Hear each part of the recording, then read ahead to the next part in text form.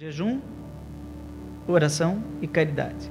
São 3 remédios, né? 3 remédios de conversão. 3 remédios que a Quaresma nos oferece. Esses dias eu estava observando que o sinal da cruz, em nome do Pai, do Filho e do Espírito Santo, poderia ser feito de um jeito diferente. Um jeito quaresmal. Amar a Deus sobre todas as coisas e ao próximo como a si mesmo. Cada uma dessas 4 direções tem um endereço de um desses remédios. Você quer ver? Por que que eu, na Quaresma, tomo o remédio do jejum? Para recuperar a minha relação com as coisas. A minha relação com a comida, por exemplo. Mas também com tudo que eu tenho, né? Então, o jejum é um símbolo quaresmal da conversão para com as coisas. E a oração? Para com Deus. E a caridade? Para com o outro. E onde fico eu mesmo? Bom, se você não tiver uma relação adequada de amor a Deus que é Pai, ao outro que é irmão, às coisas de quem eu sou, o Senhor, não é? Se você, por exemplo, se torna... coloca as coisas no lugar de Deus, o dinheiro manda em você, ou a comida, né? A comida manda em você. Então você o teu Deus é o teu estômago, né? O teu Deus é aquele prato de picanha, né? Você vive para comer, não come para viver. E aí onde é que fica Deus? Se o teu Deus se as coisas viraram Deus, se você é um idólatra, né? Você está idolatrando as coisas, o seu dinheiro, aí você coloca Deus no lugar do irmão. Então Deus, eu sou Deus, Deus é igual a mim. Mas se eu tiro as coisas daqui de baixo, coloco lá para cima, se eu tiro Deus de lá, coloco aqui do lado, para onde que vai o irmão? Aqui para baixo. E aí irmão mata irmão, irmão critica irmão, e a fraternidade termina. Então, quer dizer, a Quaresma é um tempo de voltar ao equilíbrio vital. É exatamente isso. O jejum, a oração e a caridade são formas emblemáticas, são verdadeiras pomadas da alma que nos levam a recuperar o equilíbrio vital. Ao final do tempo de Quaresma, a gente não deveria estar triste porque comeu menos carne, porque fez abstinência. Não, nós deveríamos estar felizes porque estamos no peso ideal, porque estamos na fraternidade ideal, porque nós estamos curados. O Quaresma é tempo de cura.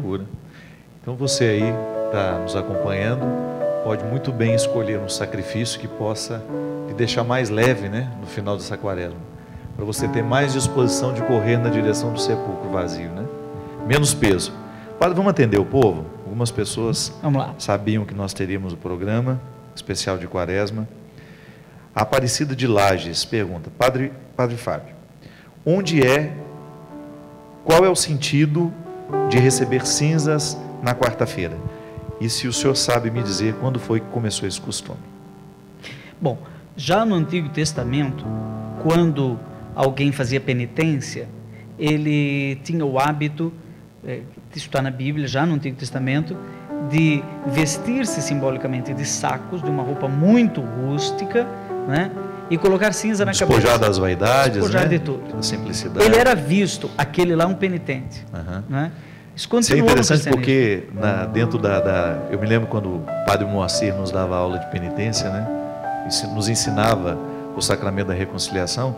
Ele falava dos penitentes públicos, dos que ficavam na frente das igrejas, né? Para demonstrar publicamente que eles estavam ali purgando um pecado.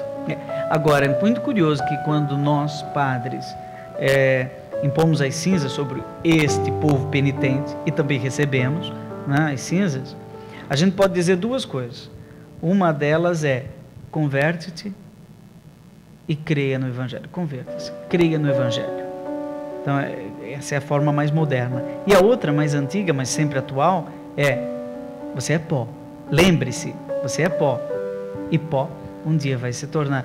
Então, a cinza também nos remete àquela nossa situação original, né? De sermos limitados, de sermos pobres.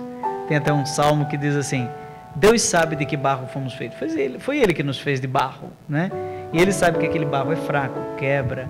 Então, lembrar que a nossa essência é maravilhosa, animada, tem alma, mas que nós somos sempre feitos de barro. E é interessante que quando a gente compreende isso, a gente fica mais tolerante com quem está do lado, né? É engraçado como essa compreensão de que eu sou limitado tem um efeito muito positivo na vida de quem está do lado da gente. Porque se a gente não tem essa arrogância de ser perfeito, claro, a gente tem que lutar o tempo todo e a gente tem que perseguir, superar os nossos limites. Mas a nossa perseguição desse valor não pode nos fazer ficar intransigente com quem está do nosso lado, né, Padre? E é interessante porque quando eu reconheço essa limitação, eu acho que o processo natural de Deus em nós é nos fazer ter mais solidariedade com aquele que está do lado vivendo a mesma situação. A Quaresma é tempo de misericórdia, né? É tempo de reconhecer minhas fraquezas e ser mais tolerante com a fraqueza do outro, né?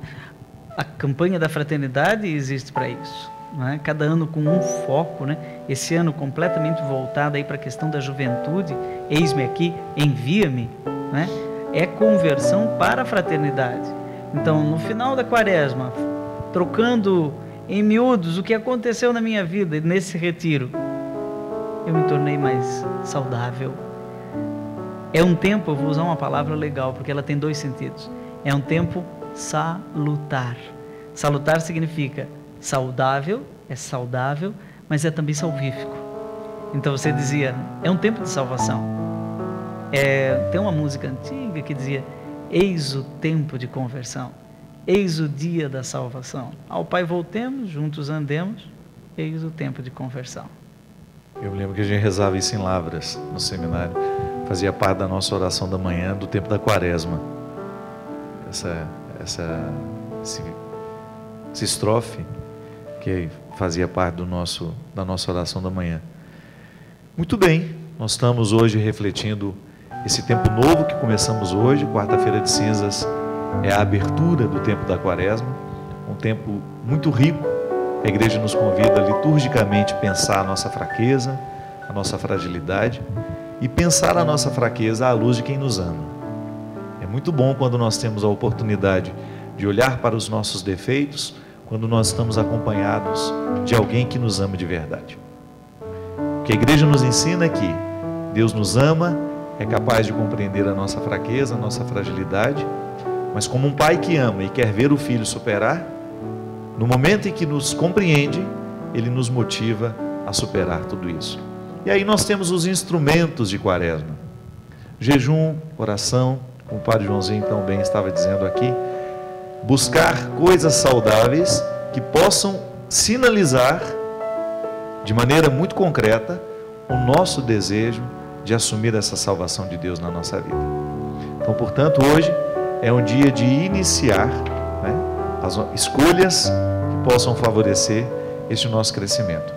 Hoje é um dia muito especial para nós. Nós queremos aí fazer, eu acho que isso é saudável. Eu aprendi muito essa disciplina no seminário, que a gente precisa escrever as nossas metas. Metas cristãs precisam ser escritas para que, vez em quando, a gente volte a elas e a gente, com muita honestidade, possa reconhecer se a gente avançou ou não. Que às vezes a gente até regride, né? E depois de um tempo, você ter a oportunidade de olhar quais eram as minhas metas de 10 anos atrás. O que dessas metas eu ainda preciso perseguir? O que dessas metas eu já alcancei? É uma sugestão do programa Direção Espiritual para todos nós hoje. Fazer uma listinha aí do que nós precisamos melhorar, de quais os gestos que nós precisamos assumir para fazer com que essa salvação que nos é oferecida possa encontrar um espaço para crescer em nós.